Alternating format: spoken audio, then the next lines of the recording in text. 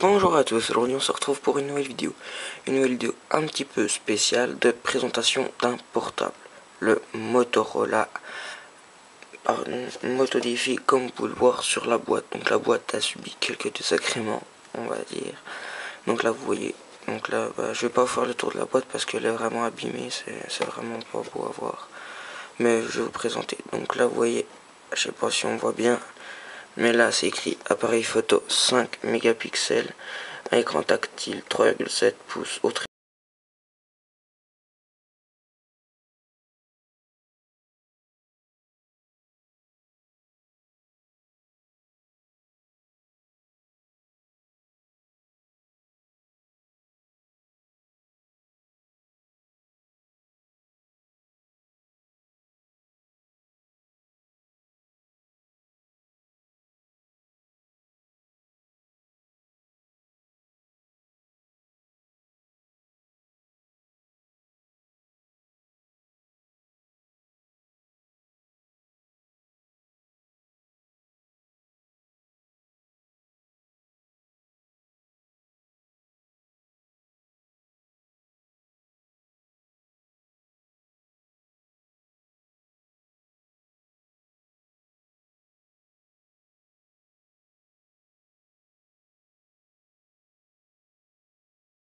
là par exemple, attendez, je change un peu, voilà, que vous voyez bien. Donc là vous voyez qu'il y a des caches qui cachent, par exemple là c'est la prise micro USB. Donc toutes les caches, toutes les prises sont recouvertes de trucs comme ça, sauf ici, là vous voyez le petit trou. Donc ce qui veut dire que à la poussière, aux miettes, à l'eau, ce téléphone sera vraiment résistant. Plus résistant que les autres, on va dire. Donc, dans ce téléphone qui pèse 118 grammes, donc ce qui est quand même assez léger, on va dire. Ses dimensions, attendez, je recherche ma petite fiche. Ouais, voilà.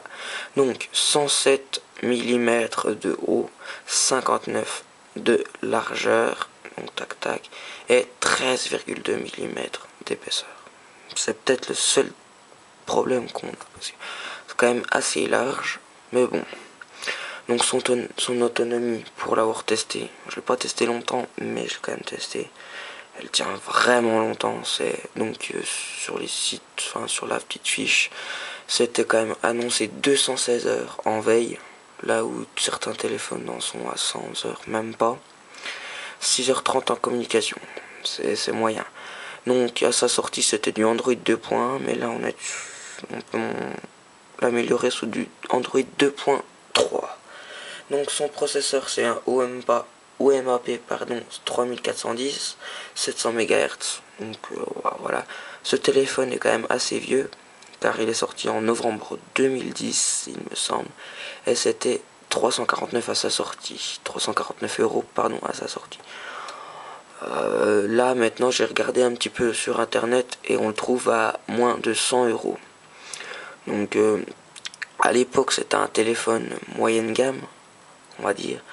Mais là, maintenant, il est en train de passer sur du bas de gamme, on va dire. Mais bon, c'est quand même un bon téléphone. Donc, un écran de 3,7 pouces, donc qui tient vraiment bien dans la main. Il glisse pas, il est bien à la taille.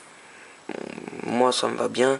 Avec une résolution de 800 x 480 pixels, 16 millions de couleurs et du multitouch. Donc, je vous représenterai toutes ces caractéristiques dans un prochain test, comme je vous l'ai dit. Mais pour l'instant, je vous ferai une petite présentation rapide.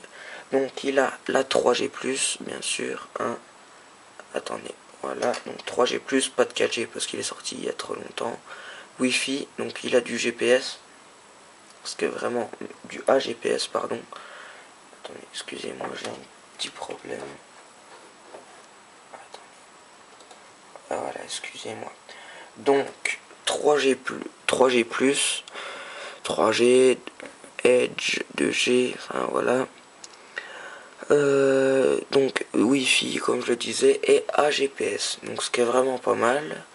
Donc son, attendez, voilà, ah bah si on voit bien, c'est bon. Donc là vous voyez un appareil photo de 5 mégapixels avec flash LED plus un autofocus, c'est vraiment pas mal. Donc il fait des vidéos. Les lecteurs qu'il accepte, donc en MP3, c'est MP3A, c'est EVMA pour les connaisseurs. Bon bah les autres, c'est pas grave, mais il accepte quasiment tous les formats. Donc radio FM, il l'a, ce qui est vraiment pas mal quand on n'a pas de réseau. Enfin voilà. Donc par contre le seul point faible qu'il aurait pour moi, c'est sa mémoire. Il en a vraiment pas beaucoup. Il a 2 gigas. 2 gigas, c'est vraiment pas énorme, c'est rien du tout. Mais Motorola a pensé à ça et y a remédié en offrant un port micro SD jusqu'à 64 gigas, il me semble. Donc quand vous l'achetez, vous avez une carte qui est fournie de 2 gigas. En mémoire vive, il a 512 MO, ce qui est vraiment pas beaucoup. Mais bon, ça suffit pour faire tourner ce téléphone. Qu'est-ce que j'ai à vous dire d'autre? Bluetooth 2.1, stockage de masse USB 2.0 et prise jack 2.5. Donc maintenant on va passer à peu près au design. Donc non c'est bon, ça je l'ai déjà dit, excusez-moi, vraiment fatigué ce soir. Donc là vous voyez que il est vissé, donc c'est quand même assez classe, on va dire, c'est vraiment un beau téléphone. Donc là avec le signe Motorola bleu. Donc ce téléphone s'ouvre, il est amovible, ce qui est vraiment pas mal. Donc pour l'ouvrir c'est vraiment très simple, là vous voyez que ça, on y pousse et hop, la coque s'enlève et se fait comme ça. Donc après on enlève et on a accès à la batterie. Donc cette batterie est vraiment puissante comme je l'ai dit tout à l'heure. Donc là vous voyez le port micro SD et là le port pour micro SIM. Donc ce téléphone est vraiment pas mal, je le conseillerais moyennement pour ce que l'on a utilisé, parce qu'il bug quand même pas mal. Pour ceux qui n'ont pas envie de mettre trop d'argent dedans, il est pas mal, mais c'est pas non plus, ça vaut pas un S4 ou un iPhone 5S, on va dire. Ça reste quand même du bas de gamme, moyen de gamme. C'est à peu près tout ce que j'avais à vous dire.